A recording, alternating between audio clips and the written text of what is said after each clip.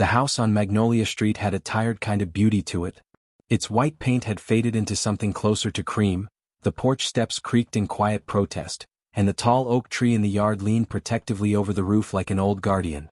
To Daniel Reed, though, it looked like freedom. He had arrived 2 weeks ago with 3 suitcases, a stack of academic books, and the determination to start over. The summer heat had arrived with him. Inside, the air felt heavy and slow, thick enough to taste. The ancient air conditioner in the hallway rattled bravely but never quite delivered relief. Even at night, the humidity wrapped around everything like a damp blanket. Daniel's rented room was at the end of the hallway, small but bright during the day with a single window that faced the backyard. At night it became an oven. He sat cross-legged on his bed, laptop balanced against his knees, trying to focus on his research paper. Sweat dampened the collar of his t-shirt. A strand of dark hair kept falling into his eyes. He pushed it back impatiently. From somewhere in the house, he heard Adrian's steady footsteps. Adrian Cole, the owner of the house. 38. Calm. Self-possessed. The kind of man who didn't raise his voice, didn't rush his words, didn't seem to need anyone. The first time Daniel had met him, he'd noticed the contrast immediately. Adrian had this grounded energy, broad shoulders, sleeves rolled neatly to his elbows, a voice that felt like low thunder before a storm. Not loud. Just present. Daniel, on the other hand, felt like static. Nervous. Overthinking. Always careful. They weren't friends. They were polite. They shared brief conversations in the kitchen about groceries and utility bills. Sometimes about the weather. Nothing more. But there was something else there. Something quiet and unspoken. Moments that lingered a second too long. Eye contact that held just past comfortable. Daniel hated that he noticed. He hated even more that he looked forward to it. By 11:30 that night, the heat had become unbearable. The fan in Daniel's room whirred unevenly, struggling. Outside, cicadas screamed into the darkness. The air felt like it wasn't moving at all. Daniel stood up and crossed to the window, pushing it open wider. No breeze. He groaned softly. Then, the lights flickered. Once, twice, and then everything went black. The fan stopped mid-whir. The air conditioner fell silent. The house sank into sudden, heavy stillness. For a moment, Daniel didn't move. Seriously? He muttered into the dark. He reached for his phone, its screen lighting up his face in pale blue. No electricity. No Wi-Fi. And judging by the lack of glow outside, it wasn't just his room. The whole neighborhood had gone dark. The silence felt different without the hum of machines. Closer. More intimate. Daniel tried the light switch twice anyway, out of reflex. Nothing. He stepped into the hallway.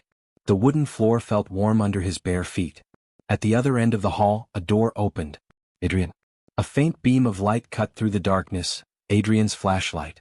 You okay? Adrian called, voice steady. Yes, Daniel replied quickly.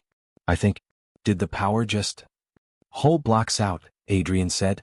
Storm must have hit the grid somewhere. Daniel swallowed. The air already felt hotter without the AC. I'll check the breaker, Adrian added. Daniel followed him downstairs, drawn more by instinct than logic. The flashlight cast long shadows across the walls. In its glow, Adrian looked different. Softer. Less distant. They stood close in the narrow basement as Adrian inspected the breaker panel. Not the fuse, Adrian said after a moment. We're stuck until they fix it. How long does that usually take? Could be an hour. Could be the whole night. The word night seemed to echo. Daniel imagined trying to sleep in his small room without air circulation. The thought alone made his skin prickle. They climbed back upstairs. Adrian paused in the hallway. You'll be all right? Daniel hesitated. This was ridiculous, he told himself. He was 24, not 12. He could survive a hot night. But his room trapped heat worse than anywhere else in the house. And Adrian's bedroom was larger. 2 windows. Cross-ventilation. He opened his mouth. Closed it. Adrian waited patiently. My room, Daniel began carefully. It gets really hot. Like, unbearable hot. Adrian studied him quietly, flashlight beam lowered now, leaving them mostly in shadow. Daniel forced himself to finish. Would it be okay if I stayed in your room tonight? Just until the power comes back. I can sleep on the floor. The words felt heavy in the humid air. For a moment, Adrian didn't answer. Daniel's pulse ticked in his throat. Then Adrian nodded once. Yeah, that's fine. Relief washed through Daniel so quickly it almost made him dizzy. Thank you, he said softly. Adrian stepped aside, allowing him to enter first. Adrian's room smelled faintly of cedar and laundry detergent.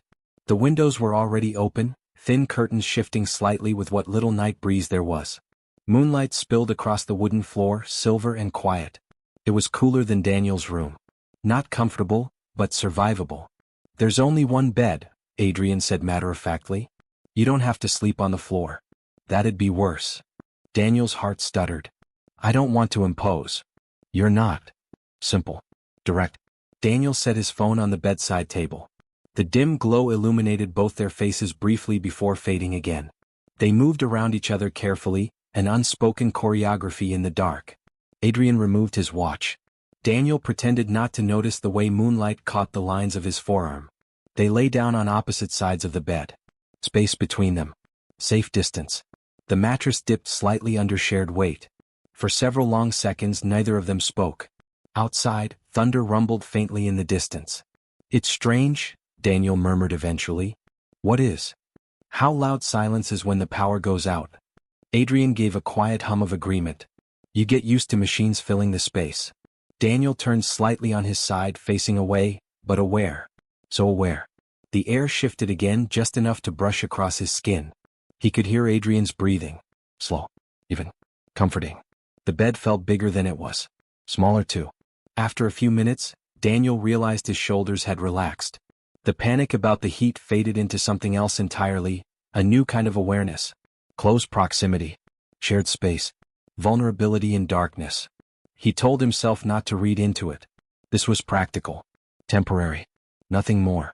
But as another distant roll of thunder moved across the sky, the house settling gently around them, Daniel felt something shift inside his chest. Not dramatic. Not loud. Just the faint, unmistakable beginning of something. The lights were out. The world had gone dark. And somehow in the quiet he felt more awake than ever. The darkness felt different once they stopped talking. It wasn't empty. It was aware. Daniel lay still on his side of the bed, staring into the soft blur of moonlight touching the ceiling. The sheets clung lightly to his skin from the heat, though Adrian's room was noticeably cooler than his own. He could feel the space between them. Not wide enough to forget. Not close enough to cross accidentally. Adrian shifted slightly beside him, the mattress dipping. The subtle movement sent a ripple of awareness through Daniel's body. "You comfortable?" Adrian asked quietly. The low timbre of his voice in the dark did something strange to Daniel's chest. "Yeah," Daniel replied. "It's better than my room." Pause. "You don't have to stay stiff like that," Adrian added gently. "I don't bite." Daniel almost laughed. Almost. "I'm not stiff," he said defensively, then realized he absolutely was. Adrian's soft chuckle filled the space between them. It wasn't mocking. It was warm. That warmth made Daniel's guard slip just a little. He rolled onto his back, exhaling slowly. Outside, the wind picked up faintly. The curtains lifted and fell like quiet breaths. Somewhere in the distance, thunder murmured again, not threatening, just present. The storm hadn't fully arrived yet. Neither had whatever this was. Minutes passed. Or maybe seconds. Time moved differently in the dark. Daniel tried to focus on neutral things. His research paper, tomorrow's errands, the grocery list stuck to the fridge downstairs. Instead, he became acutely aware of Adrian's breathing. Slow. Steady. Grounded. He wondered what Adrian was thinking. If he was thinking about this at all. "Can't sleep?" Adrian asked softly, as if reading his mind. Daniel hesitated. "Not really." "Too hot?" "Not exactly." The honesty surprised him. Adrian shifted again, turning onto his side now. Daniel could feel it, the subtle change in orientation, the way the space between them felt thinner. "You talk more when it's dark," Adrian observed. Daniel frowned faintly. "What do you mean?" "You're usually quiet. Careful with your words." Pause. "Now you're not." Daniel stared into the shadows. "It's easier," he admitted after a moment. "Why?" "Because you can't see me overthinking." Silence followed that. Not uncomfortable. Just thoughtful. "I don't think you give yourself enough credit," Adrian said eventually. Daniel blinked into the darkness. "For what?" "For being brave." Daniel almost scoffed. "Brave? You moved to a new town alone. New school. New environment. That takes something." Daniel swallowed. No one had framed it that way before. He'd always seen it as escape. Not bravery. The word settled into him slowly, like rain soaking dry soil. "Why'd you stay?" Daniel asked quietly. "Stay?" In this town. Adrian was silent for a long moment. I used to think stability meant safety, he said at last. I built my life here because it was predictable. And now I'm not sure predictable is the same as living. The confession hovered in the dark between them. Unpolished. Real. Daniel turned slightly without meaning to, just enough that if he stretched his hand out, he'd almost brush against Adrian's arm. Almost. Do you regret it? Daniel asked. Sometimes. The answer was immediate. Honest. Daniel's chest tightened at the vulnerability in that single word. Another gust of wind slipped through the open windows, cooler this time. It carried the faint scent of rain-soaked earth. The temperature dropped just enough to make the sheets feel comfortable instead of suffocating. Without thinking, Daniel shifted closer, barely an inch, chasing the cooler pocket of air near the center of the bed. The movement was small, but noticeable. Their forearms brushed. Just slightly. Heat against heat. Both of them froze. It wasn't dramatic. It wasn't charged in the obvious way. It was subtle. Skin meeting skin in the dark. Daniel's breath caught. Adrian didn't pull away. Neither did Daniel. Seconds stretched. The contact remained, light, accidental, undeniable. You're overthinking again, Adrian murmured. Daniel swallowed. Am I? Yes. There was something almost fond in his tone. Slowly, carefully, Adrian adjusted his arm, not withdrawing but shifting so their forearms rested more naturally side by side instead of awkwardly colliding. The contact became intentional. Casual. Grounded.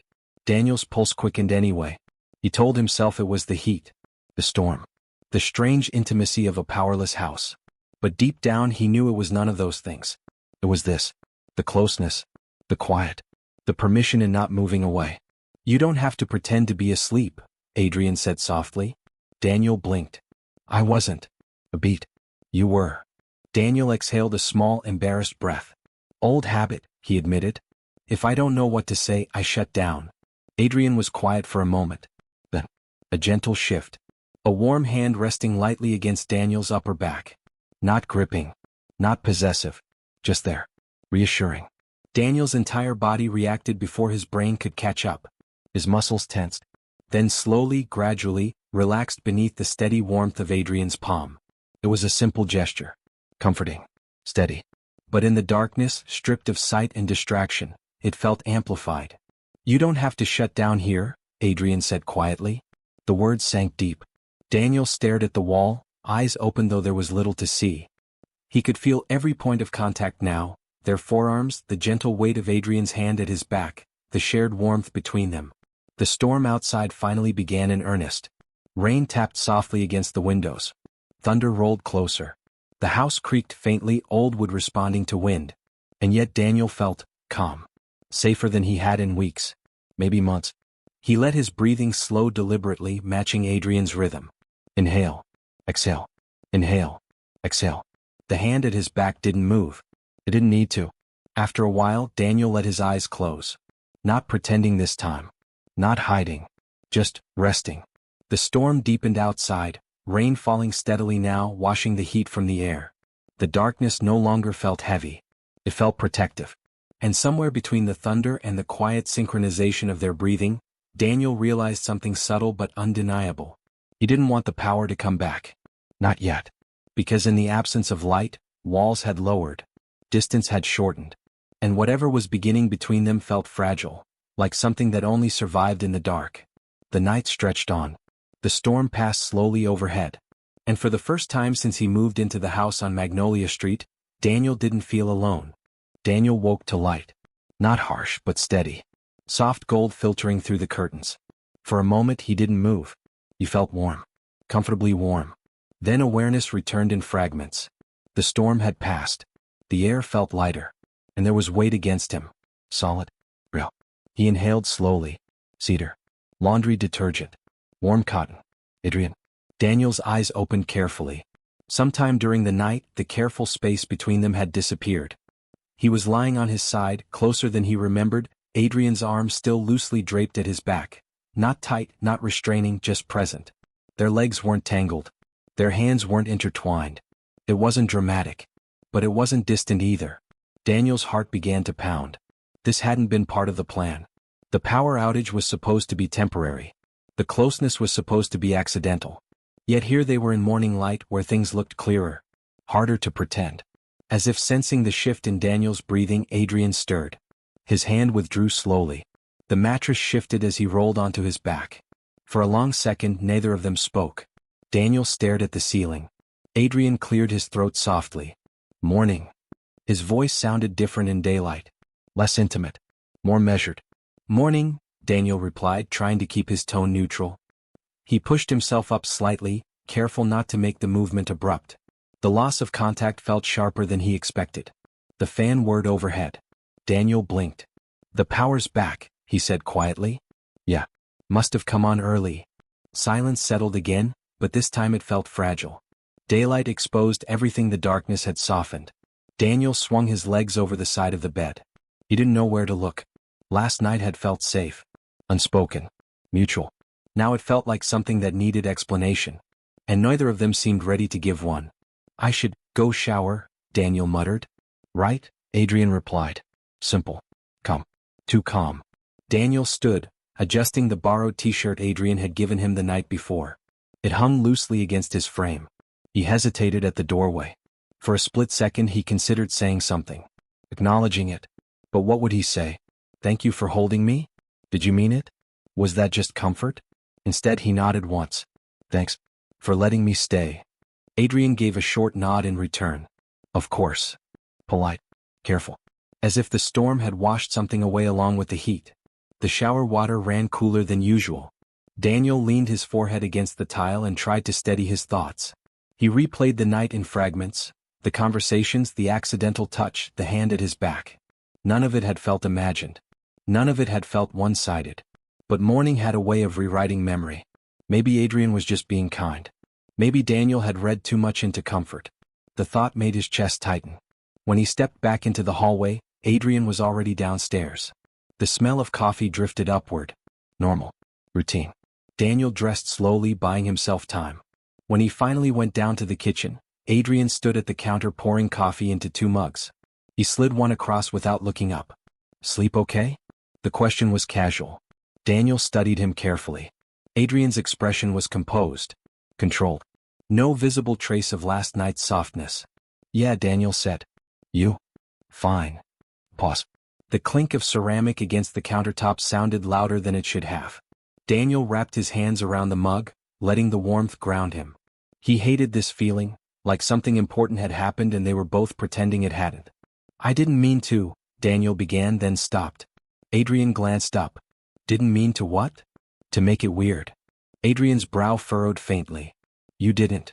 It just feels, Daniel searched for the word. Different. That made Adrian still. For a fraction of a second, something flickered in his expression. Not annoyance. Not regret. Conflict. It was just a hot night, Adrian said carefully. Power outage. Close quarters. The words landed heavier than Daniel expected. Just a hot night. Close quarters. Practical. Explainable. Daniel nodded slowly, though something in his chest deflated. Right, he said quietly. Adrian took a sip of coffee. The conversation ended there. By late afternoon, the town buzzed with stories of the storm. Daniel walked to the small corner store a few blocks away to pick up groceries. The air smelled washed clean, pavement still damp in places. Magnolia Street looked ordinary again. Predictable. He told himself that was good. Inside the store, 2 older men stood near the register talking loudly about the blackout. Whole block down for hours, one said. Heard transformers blew. The other snorted. City never fixes anything right the first time. Daniel kept his head down, moving through the aisles. As he approached the dairy section, he overheard a different conversation. Cole's got that young guy staying with him now, doesn't he? A woman murmured near the produce bins. Yeah, the other replied. Student or something. A beat. It wasn't what they said. It was how they said it. Measured. Speculative. Daniel's shoulders stiffened. He paid quickly and left, the faint prickle of scrutiny following him out the door. Maybe he was imagining it. Maybe not. When he reached the house, Adrian was on the porch fixing a loose railing board. He looked up as Daniel approached. You okay? Adrian asked. Daniel hesitated.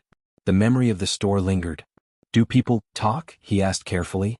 Adrian's jaw tightened almost imperceptibly. It's a small town, he said. People talk about everything. About us. The word hung between them. Adrian set the hammer down slowly. "There is no us," he said evenly. The response was immediate. Defensive. Daniel felt the air shift. "I didn't mean," he began. "I know what you meant," Adrian interrupted, softer now. "And that's exactly why we have to be careful." Careful. Daniel's stomach dropped. Careful of what? Assumptions. Gossip. Adrian's voice lowered. "This town doesn't need much to build a story." Daniel stared at him. "So last night was just about the heat?" Adrian hesitated. And that hesitation said more than the words ever could. "It was late," Adrian said finally. "We were tired." Daniel felt something crack. Not loudly. Just enough. "I wasn't tired," Daniel said quietly. The admission hung there. Honest. Exposed. Adrian looked at him then, really looked at him. The distance between them felt wider than the bed had that morning. "You're 24, Adrian said carefully. "You're still figuring things out. And you're not." The question slipped out sharper than Daniel intended. Silence. The late afternoon sun stretched long shadows across the porch. "I don't want you getting hurt," Adrian said at last. "By who?" "By this place. By people who don't understand." Daniel took a step closer. "Or by you." That landed. Adrian's expression shifted. Not anger, not frustration. Fear. Which was somehow worse. Daniel exhaled slowly. "I'm not asking you for anything dramatic," he said. "I just don't want to pretend nothing happened." Adrian ran a hand through his hair, a rare break in composure. "Some things feel different in the dark," he said quietly. Daniel's chest tightened. "And in the light?" he asked. Adrian didn't answer. The silence stretched long enough to become its own response. Finally Daniel stepped back. "I have reading to do," he said, voice steadier than he felt. He went inside without waiting. Upstairs in his room the air conditioner hummed reliably. The power was fully restored. Everything worked. Everything was normal. He sat on his bed and stared at the ceiling. The house felt different now. Brighter. Colder. He hadn't imagined the warmth of last night. He was sure of that. But daylight demanded decisions. And Adrian wasn't ready to make one. Outside, the sky cleared completely, blue stretching wide and indifferent. The storm had passed. But something between them remained unsettled. And Daniel had the quiet, sinking feeling that the next time the lights went out, nothing would be accidental anymore. The air changed again 3 nights later. Not dramatically. Just enough. Daniel noticed it first when the cicadas went quiet. Magnolia Street had fallen into that strange pre-storm stillness, when the sky darkens too early and the wind seems to hold its breath. Inside the house, silence stretched between rooms. Since their conversation on the porch, things had become painfully polite. Measured greetings. Careful distance. No lingering eye contact. No late-night conversations. It was worse than tension. It was avoidance. Daniel sat at his desk pretending to read, though he'd been staring at the same paragraph for 10 minutes. Downstairs, he heard Adrian moving around in the kitchen. Solid footsteps. Familiar. Distant. Thunder rolled far off in the horizon. Daniel closed his book. He couldn't live in this suspended space any longer. Before he could overthink it, the lights flickered. Once. Twice. And then. Darkness. Again. The house exhaled into silence. Daniel almost laughed at the cruel timing. Of course. He stepped into the hallway at the same moment Adrian emerged from the staircase below, flashlight already in hand. They stopped when they saw each other. The beam of light caught Daniel's face briefly before lowering. "Transformer must still be unstable from the last storm," Adrian muttered. Another crack of thunder shook the windows. Rain began almost instantly, heavier this time. Urgent. The storm had arrived without warning. For a moment, neither of them moved. The memory of the first blackout hovered between them. This time the air felt charged, not shy. "Where?" "You don't have to ask," Adrian said quietly. Daniel's heart thudded. "I wasn't going to." Adrian held his gaze a second longer than necessary. "Then don't stand in the hallway." The words weren't sharp. They were steady. Daniel stepped forward. The room felt the same as before. Moonlight faint through the curtains. Windows cracked open. Storm raging outside. But the atmosphere was entirely different. No careful choreography. No polite distance. They both knew why this felt heavier. Adrian set the flashlight on the dresser, turning it off. Darkness settled fully. "You said you weren't tired," Adrian began quietly. Daniel didn't pretend to misunderstand. "I wasn't." "And now?" Daniel stepped closer. close enough to feel the warmth between them again. "I'm tired of pretending," he said. Thunder cracked sharply overhead as if punctuating the confession. Adrian inhaled slowly. "You think this is simple," he said. "I think it's honest."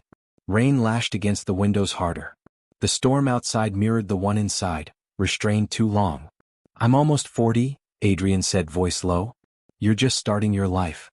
I'm not a child. I know that. Then stop treating me like one." The words landed between them. Not angry. Desperate. Adrian ran a hand over his face.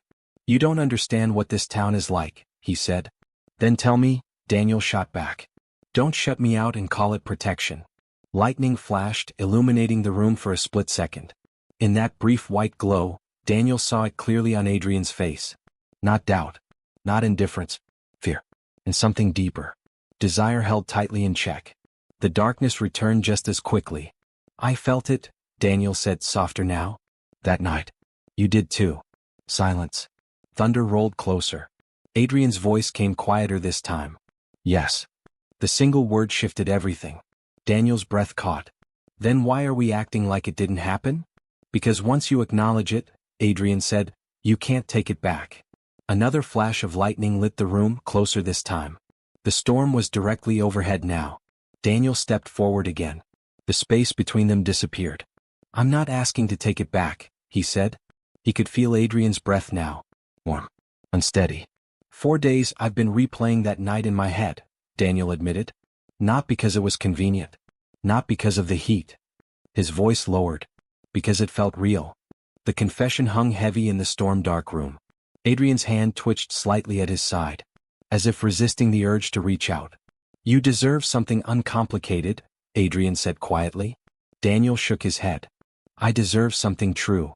Thunder crashed so loudly the windows rattled. The storm had fully broken, and so had the careful distance. Adrian's hand finally moved.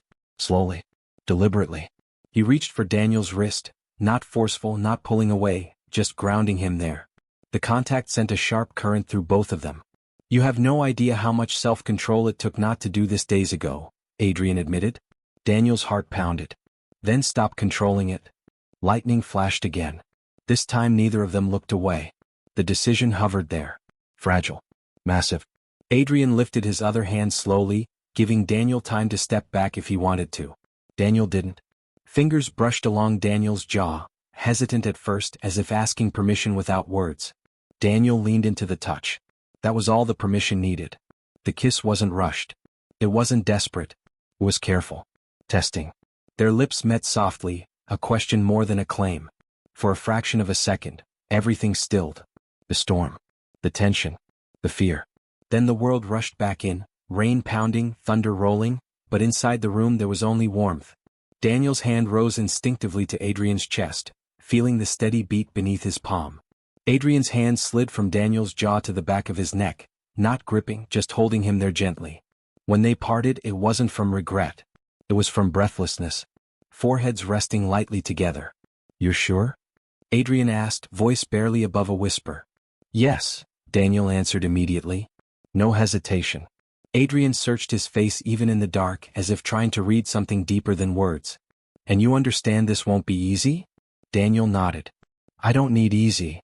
The storm began to shift, thunder growing slightly more distant.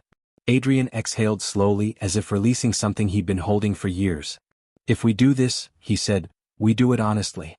No hiding in the dark." Daniel smiled faintly. "Then let's stop hiding." Another kiss followed, still gentle but surer now. Not accidental. Not explained away by heat or power outages. Chosen. Outside, the rain began to soften. Inside, the space between them felt different. Not tense. Not fragile. Just open. They didn't rush further.